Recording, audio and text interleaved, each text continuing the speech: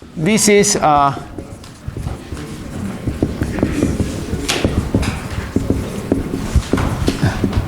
right, the semi-infinite solid. And then we said when Fourier is much less than 1, right, this is the condition, and the equation we wrote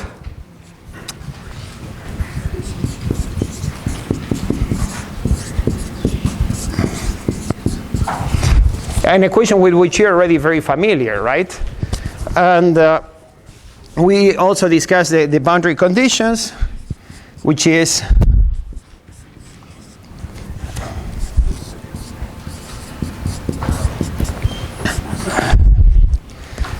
this is the initial condition, right? This is for all points in space. Let's call it all over. At the beginning, time 0 is the beginning, right? At the beginning, everything is at T naught. That's the initial condition. So this one says, always, this is at any time, right? Always, if we're far enough from the surface, right? This is T naught, because now we put the coordinate axis, right? If this is our surface, right? We put our coordinate axis on the surface, right? And we said this would be T naught, the initial temperature, and this is Ts, right? And then we had defined some sort of a penetration of heat, which we called XC.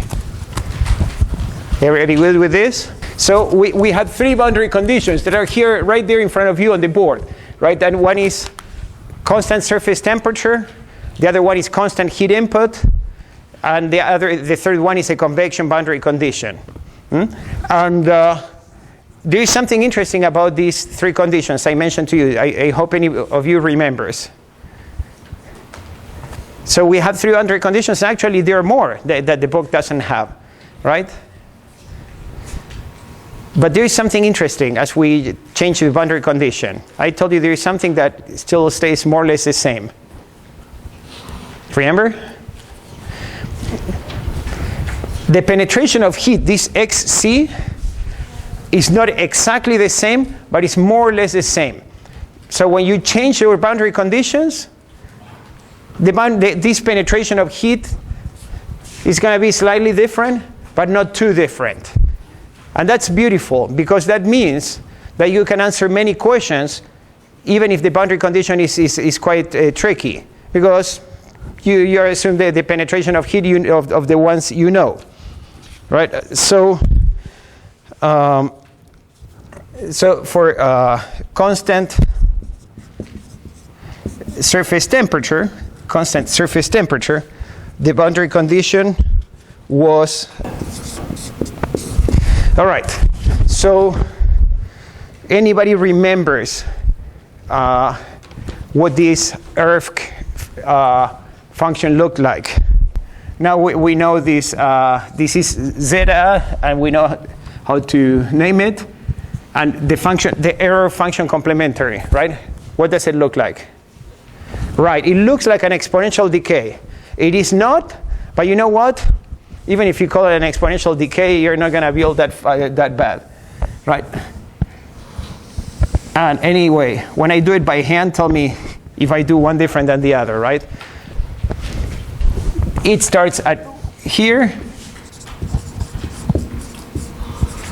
That's why I like to use this function instead of the error functions like they wrote there. This is exactly the same thing. This is what I've been insisting. This intersect is what we're going to be using for our characteristic length, right? Or characteristic time, whatever it is. That intercept is what gives us a characteristic magnitude in the horizontal axis. So if it is an exponential, remember where the intersect happens? In an exponential is at 1. But in this case, it's square root of pi over 2, right? Which is more or less like 1. It's not IT, it's pi. Okay, good.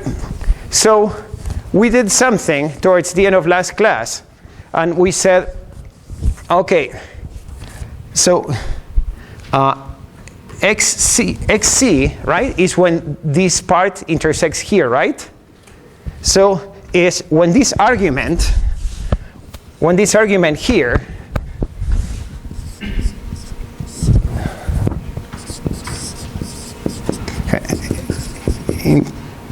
intersect, right? When this is, that is square root of pi over 2. Are you with me on that? I know when this error function complementary intersects at square root of pi over 2, that means this argument would intersect at square root of pi over 2. You see that? And we're not solving any differential equation. All we're doing is banking on the work of somebody who told us that the solution to this equation I wrote and I erased was the error function, right? That's the magic step. Somebody did that solution. Now we're interpreting that solution here.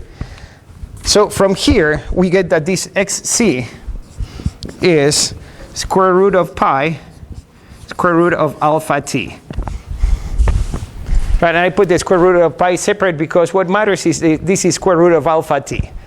Right, and this is 1.77 square root of alpha t, which is more or less like 2 square root of alpha t.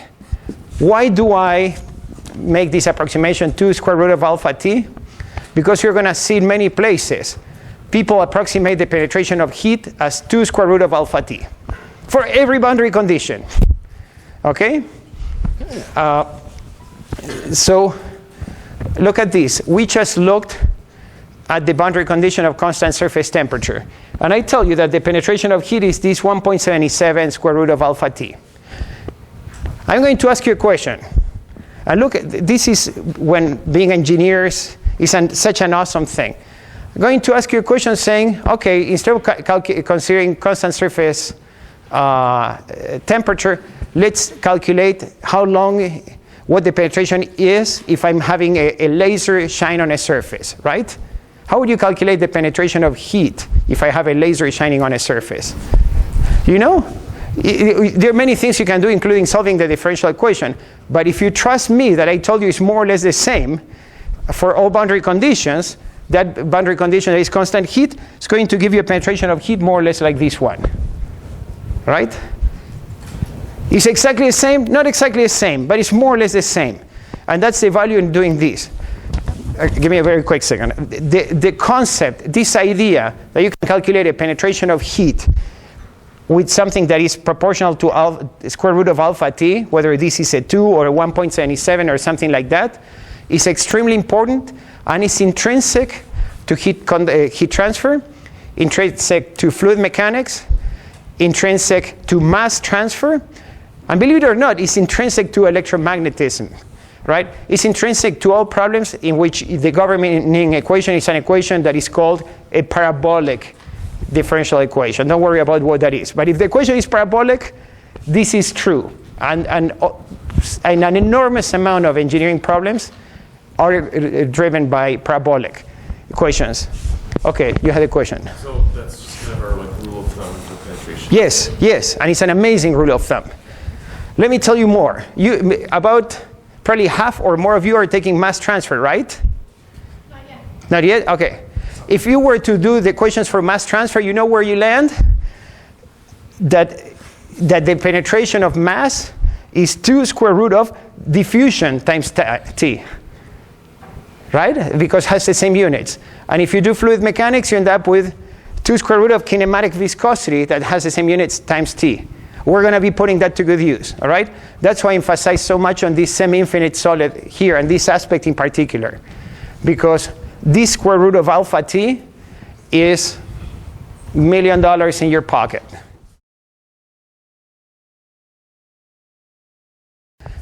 Now that I have said this, I'm going to erase this board, right? And ask you a question to see how we're doing.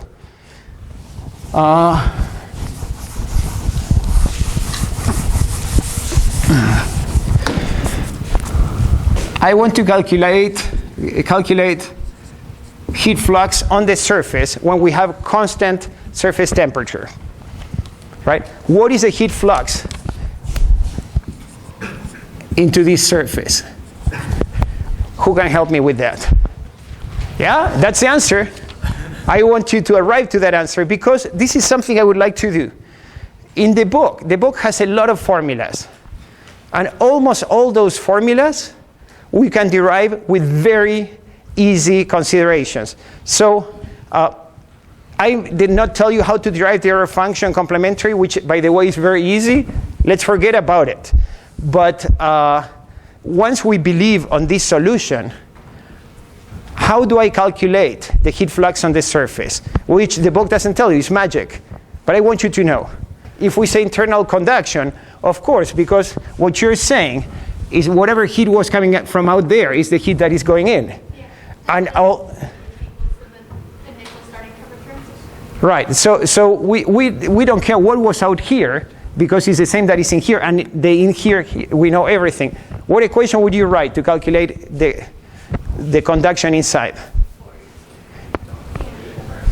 All right, Fourier minus k dt dx, right? Everybody on board with this? Not a trick question, something you know since week 2, right? And the trick of this class is not that you didn't know this, is that everything comes together and it's a combinatorial problem. Yes? But like, since if x goes to infinity, then when it equals to 0? Awesome. So here we have a question that is like an honest question that I'm sure you're not alone, whether in the class or in the planet. So we have to do dt dx. But because it's infinite, right? X goes to infinity, right? So does it mean that it's 0? If it is 0, that means an insulated surface, right? And we know this is not insulated, right? What's going on? Can we say this can be minus k T naught minus Ts, right? Over xc. Can I say that? Is that what you're saying?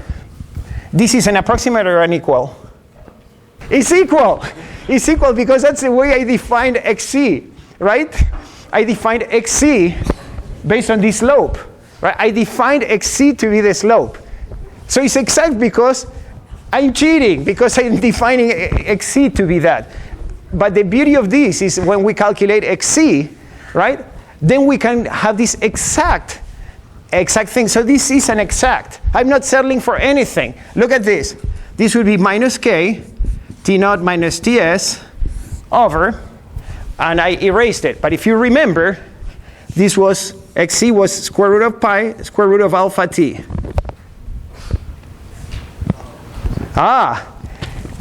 Now you can look at the board. Oh, it said ti instead of t naught. Okay, horrible notation. Anyway, look at the board. Look at the screen. We got to the same place. What I the most hope to convey to you is that the mystery formula that the book gave here, that the book doesn't say anything, and some people would say, okay, you just have to do the derivative of this function here. But you don't care, because we already established this thing, right? And now we got a heat flux without solving a differential equation, without doing a derivative of a crazy function. This game we have just played is the essential game we're going to be playing all the time to calculate convection coefficient. And by the way, this is not a fluid mechanics class, but if we apply this same game to fluid mechanics, I can calculate shear from the fluid on the wall. Very powerful. This square root of alpha t, very important thing to keep in mind. I want to look at another boundary condition here.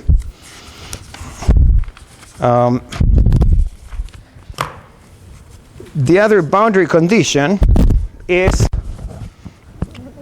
I'm going to erase it here. The constant surface heat flux. Right? Okay, so we know that initially everything was at T. Oh, let's use Ti, so you have the same notation of the book here, Ti, right? That we know, right? That's at time 0. Now there is something interesting. I want to do the evolution of temperature here. This is the type of thing I will be asking you in the exam, okay?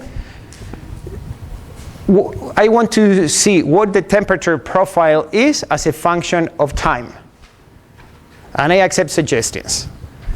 So we have a semi-infinite solid that could be a wall, right?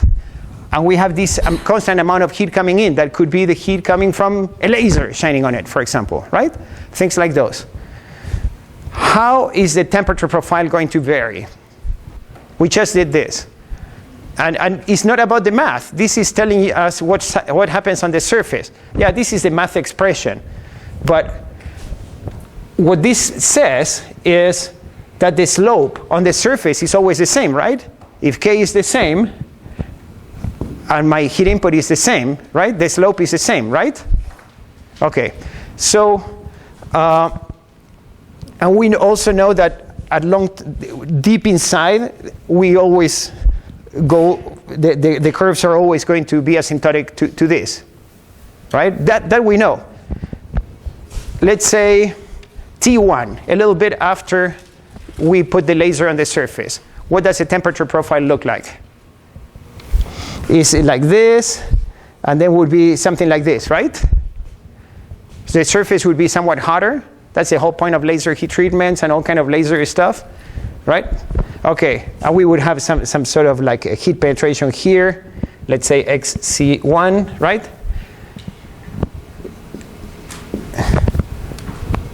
Okay, let's wait a little bit longer with the laser on. What is the next time, the concentration profile? What does it look like? Higher surface temperature. It looks like that, I agree. Just bigger, higher surface temperature. Okay, higher surface temperature, and then it still goes to 0, right? All right, how does the curve go from here to there? I like that. It's exactly the same slope. And this is not an approximate same slope, right? Why is it exactly the same slope? Because we're saying it's exactly the same slope, right? So here we are going to have an XC2, right? And this is TS2.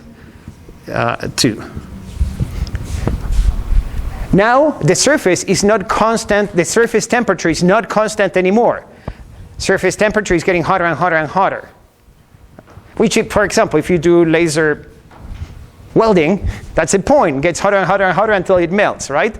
Or laser heat treatment, right? Hotter and hotter and hotter until you get your phase transformations.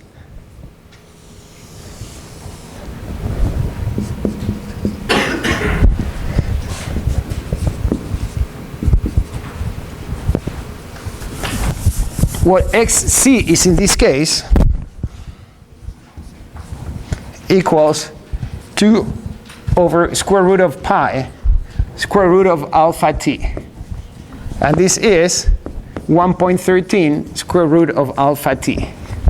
So I'm just showing you one other boundary condition. No time to do all of them, but you can do them all of them. You can do them all. You can do all of them. And what do you see? That the penetration of heat, this XC, this penetration of heat, is square root of alpha t, just as before. Same functional expression, extremely important. And instead of being 1.77, it's 1.13. Yeah. Can we approximate that to 1? Yes, or 1 or to 2 or something. What really matters is it's not 10 to the 10, it's not 10 to the minus 10, right? Very often you don't know nothing. I'm going to mark a big line, big line. You had a question? Okay. Big line. Up to now, we've been doing only conduction. And every time we had convection was a boundary condition, right? Up to this moment. From now on, and until we get into radiation, that is going to be the last week of class, and heat exchangers, we are going to explore how to calculate H. I've been giving you H. I made it up. It's not too bad. I made it up here, another one, right? Now we're going to spend all the next weeks saying where the hell this H comes from, all right? And we're going to look at H, this convection coefficient, whether we have natural convection or forced convection. We're going to look, because convection is associated with fluid mechanics, we're going to look at things when they are laminar or by the way, this goes in the exam next week, huh? So don't get too happy packing up right now. So laminar or turbulent. We're going to look at external flows, like flow on the top of a cylinder, or internal flows inside the cylinder, for example, right? That's a pipe. So we're going to go back to spheres and cylinders and walls to study this. We're going to study things, different orientations, right? What happens if you have natural convection on a plate that is horizontal versus vertical? Central to all this is the concept of boundary layer. It's going to start getting deep. If this wasn't deep enough, let me tell you. Okay, let's stop here. See you on Wednesday.